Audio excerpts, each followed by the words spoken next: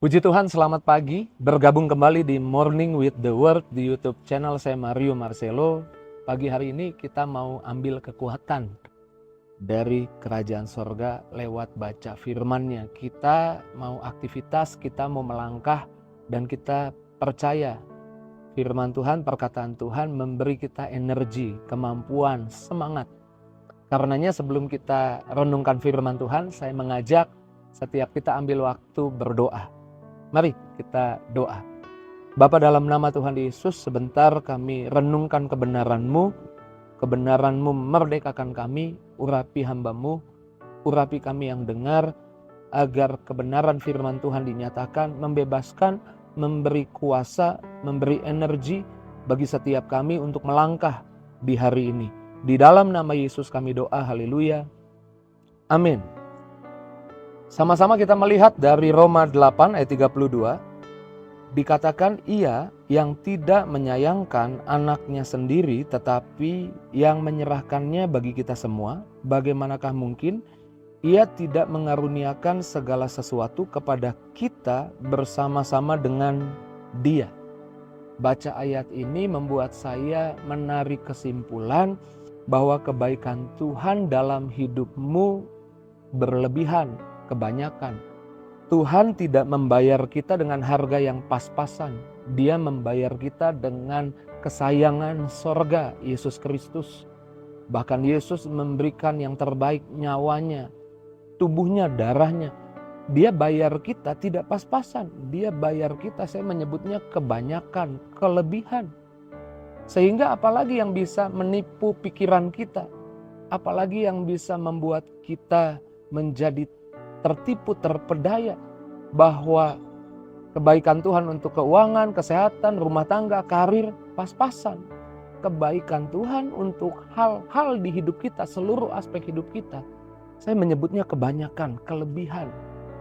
Dan yang pertama dari ayat ini saya mau bagikan, menyadari kebaikan Tuhan yang berlebihan membuat kita memiliki energi atau kekuatan untuk berbuat banyak juga bagi sesama. Orang-orang di rumah kita, di keluarga kita, orang-orang di kantor kita. Kita bisa berbuat lebih. Saudara ingat di Lukas 19 ada Zakheus yang ingin melihat Yesus. Saya ulang ya, Zakheus ingin melihat Yesus sehingga dia naik ke atas pohon. Apa yang dia dapatkan? Ketika dia berjumpa dengan Yesus, Yesus memandang ke arahnya. Dia sudah lihat Yesus. Tapi Yesus tidak memberi seperti apa yang dia pikir dan dia mau saja. Dia memberi yang berlebih. Yesus datang ke rumahnya. Dan ketika Yesus datang ke rumahnya, kita tahu Yesus tidak pernah meminta apa-apa dari Zakheus. Tapi Zakheus berkata, setengah dari hartaku aku akan kasih buat orang miskin. Dia berani berbuat banyak buat orang lain. Bahkan dia berkata, kalau ada orang aku rugikan, aku ganti 4 kali lipat. Dia berani berbuat lebih. Dia berani berbuat atau berkorban lebih banyak buat orang yang dirugikan. Orang merugikan dia 1, dia bilang dia akan ganti 4 kali lipat. Artinya ketika dia menerima, menyadari bahwa apa yang Tuhan perbuat buat hidupnya berlebihan, kebanyakan, itu memberi dia kemampuan untuk berbuat lebih bagi sesama. Firman Tuhan pagi hari ini mengingatkan kita, menggugah hati kita bahwa Tuhan telah berbuat banyak buat kita. Dan saya percaya ketika kita tahu itu, kita akan berbuat banyak untuk orang-orang di sekitar kita. Berbuat banyak untuk kantor di mana kita bekerja. Berbuat banyak untuk keluarga di mana kita ditempatkan. Lalu yang kedua, mengetahui Tuhan kebaikannya, kebanyakan atau berlebihan buat kita, membuat kita memperlakukan orang lain dengan baik. Saya percaya Yesus 2 kali diingatkan, inilah anakku yang kukasihi, kepadanya aku berkenan. Ada suara dari surga. Yesus tahu betul kasih Bapanya kepadanya berlebihan, sangat banyak. Itu yang membuat dia di malam waktu ia diserahkan, Yesus mengumpulkan murid-murid, mencuci kaki murid-muridnya, dan di situ ada Yudas yang beberapa waktu ke depan akan menyerahkan Yesus. Dan Yesus tahu Yudas akan menyerahkan Yesus. Tapi Yesus tetap mencuci kakinya Yudas. Yesus mampu memperlakukan Yudas dengan baik. Mengetahui bahwa kasih Bapaknya sangat besar buat hidupnya, itu saya percaya yang memampukan Yesus memperlakukan orang lain, sesamanya, bahkan yang berbuat jahat kepada dia dengan baik. Di Perjanjian Lama ada Daud yang berkata, berbahagia orang yang dosanya diampuni. Daud tahu betul harusnya dia mati karena kejahatan kesalahannya, tapi Tuhan mengampuni dia.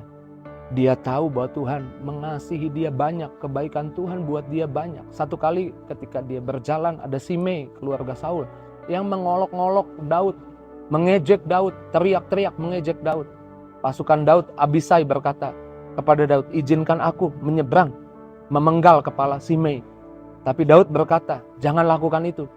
Kalau Tuhan menyuruh Simei mengutuk aku, apa yang kamu mau perbuat? Daud bisa memperlakukan bahkan orang-orang yang mengolok-ngolok dia dengan baik. Saya percaya akarnya adalah ketika dia tahu bahwa kasih Tuhan, kebaikan Tuhan banyak buat hidupnya. Ketika kita sadar kebaikan Tuhan banyak buat hidup kita, itu yang memampukan kita memperlakukan orang lain, even sekalipun orang itu jahat kepada kita. Pagi hari ini renungkan apa yang Tuhan katakan. Dasarnya, kekuatannya, energinya untuk engkau melangkah dan berbuat yang terbaik sepanjang hari ini. Tuhan berbuat baik sangat banyak. Kebaikan Tuhan buat hidupmu berlebihan. Ambil waktu. Kalau saudara menyaksikan, setiap kita yang menyaksikan program ini, bisa tutup mata. Tutup matamu. Boleh taruh tangan kananmu di dada dan mulai mengucap syukur. Mulai berkata, terima kasih Tuhan, kebaikan-Mu yang banyak di hidupku. Kebaikan-Mu yang berlebihan di hidupku. Membuat aku sadar, memberi aku kekuatan, kemampuan untuk aku juga berbuat banyak kepada orang lain. Untuk aku bisa memperlakukan orang lain dengan baik. Naikkan syukur buat firman Tuhan.